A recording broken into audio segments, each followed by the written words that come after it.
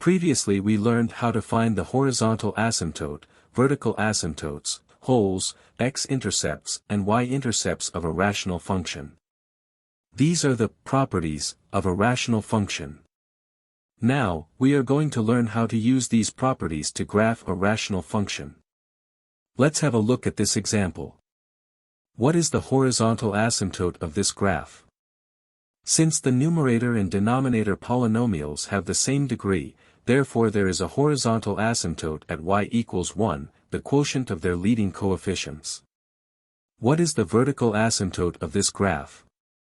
From the factored form, we can see that there is a vertical asymptote at x equals 1 and a hole at x equals 2 and of course f of 2.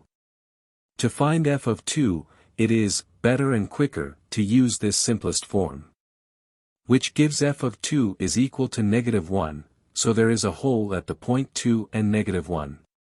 There is no slant asymptote here since the degree of the numerator is not 1 more than the degree of the denominator. We can plot two special points like x-intercept and y-intercept. What is the x-intercept of this function? To find the x-intercept we put y, or f of x, equal to 0. Doing this gives us x minus 3 equals 0, which is 3, so the x-intercept is 3. What is the value of the y-intercept? To find the y-intercept, we put x equals 0, which gives us y equals 3, so the y-intercept is 3. As we can see, the vertical asymptote divides the plane into two parts. If we want to see the shape of the graph in this part, we evaluate some values of x from this side.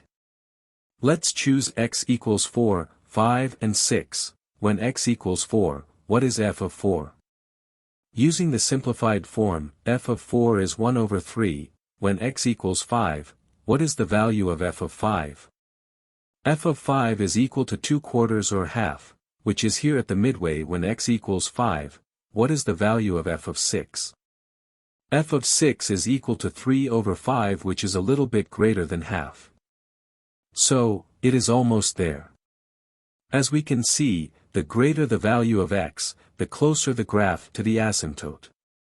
If we want to see the shape of the graph on the other side, we select some values of x and calculate the corresponding y value.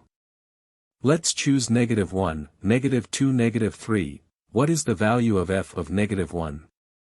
The value of f of -1 is -4 over -2, which is 2, what is the value of f of -2? F of -2 is equal to -5 over -3, which is 1 2/3. What is the value of f of -3? The value of f of -3 is -6 over -4, which is 1 1/2. And this is the graph of the rational function. Notice that we used all possible properties like asymptotes, holes and intercepts, and we used table form to plot more points. What do we notice here? We notice that the graph gets closer to the asymptotes, but never touches them. This behavior can be described using the definition of a limit, as we will see next. To sum up, to graph a rational function, we first used all possible properties like asymptotes, holes and intercepts, and we used table form to get more points.